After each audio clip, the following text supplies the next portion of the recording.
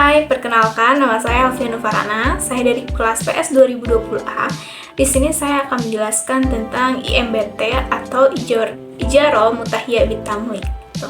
Nah, di sini saya menganalisis atau mengkupas gitu dari keuangan kontemporer dari si IMBT ini.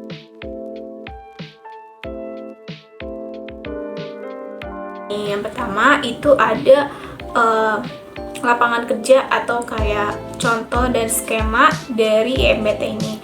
Jadi Ijarah Mutahiyah Bitamlik ini adalah akad pemindahan hak yang diakhiri dengan pemindahan kepemilikan. Jadi kita awalnya nyewa dulu, tapi di akhir sewa kita akan memiliki barang tersebut. Contohnya ketika saya misalnya KPR atau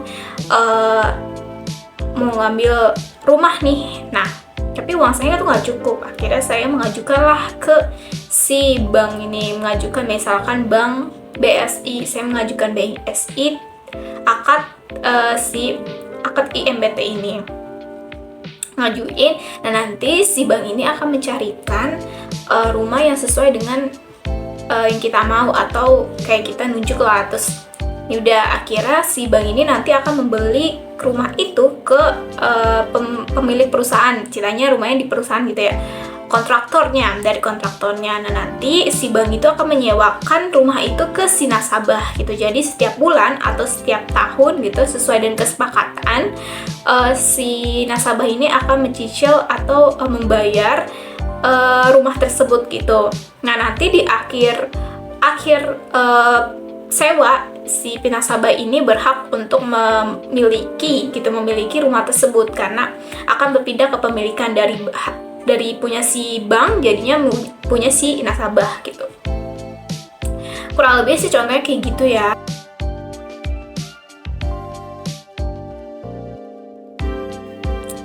Jadi yang kedua ada parameter kesesuaian syariah. Nah di dalam parameter kesesuaian syariah ini ada namanya goror, riba, dan juga maisir. Nah ketiga itu tidak diperbolehkan di dalam Islam. Nah di dalam IMBT ini tidak adanya maisir, goror, dan juga riba ya teman-teman. Nah sebagai gantinya itu ada yang namanya ujroh. Ujroh itu adalah upah dari sewanya itu untuk si banknya. Nah nggak mungkin ya bank itu didirikan cuma untuk ngasih pinjaman doang tanpa menginginkan profit ataupun kayak ya keuntungan lah, ya nggak mungkin gitu. Walaupun itu bank syariah tapi memungkinkan lah ya, pasti mencari namanya profit. Jadinya IMBT ini diperbolehkan di dalam Islam.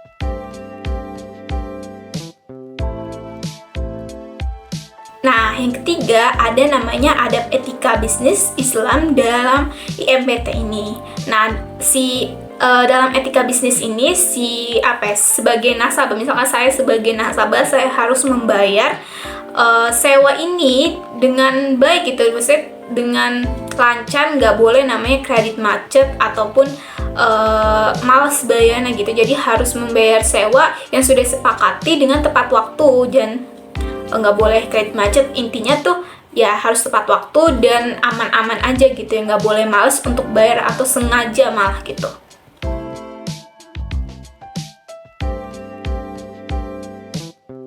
Nah yang keempat ada usul fikih dari akad IMBT ini ya.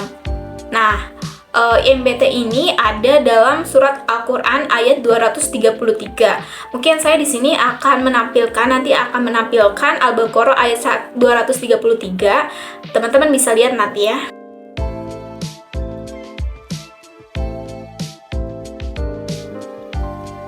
Nah, ayat di atas itu menjelaskan bahwa dalam membayar upah kepada pekerja harus sesuai dengan apa yang telah mereka kerjakan dan sesuai dengan ketentuan yang telah disepakati. Jadi si nasabah ini harus membayar ke bank ini dengan jumlah yang memang sudah disepakati dan sesuai dengan kesepakatan begitu.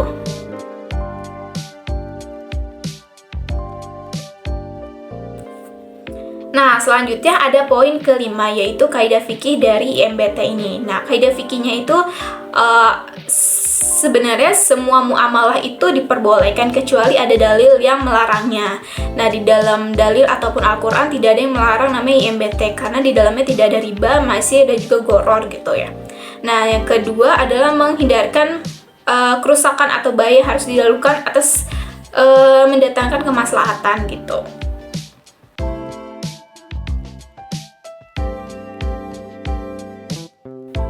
Nah, selanjutnya ada poin ke-6 atau maqasid syariah. Nah, maqasid syariah dari keturunan, ada akal, harta, jiwa, dan juga agama. Pertama, dalam agama itu diperbolehkan ya tadi karena tidak adanya riba, maisir, dan juga goror. Yang kedua, harta.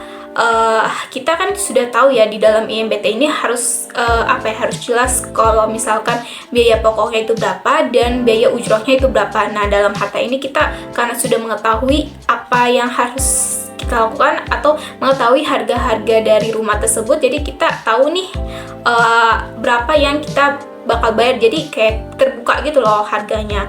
Nah, yang akal karena kita sudah sudah punya rumah gitu ya, insya Allah akal kita akan terjaga gitu ya.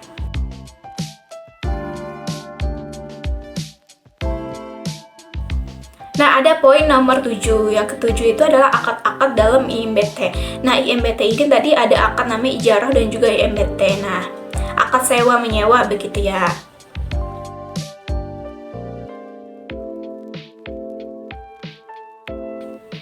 Terus yang ke-8 itu ada konsep fikih muamalatnya.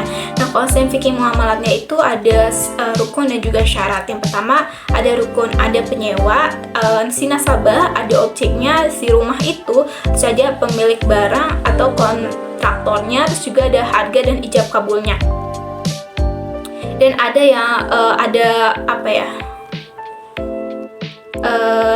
syaratnya. Yang pertama itu kerelaan dari pihak yang melaksanakan akad.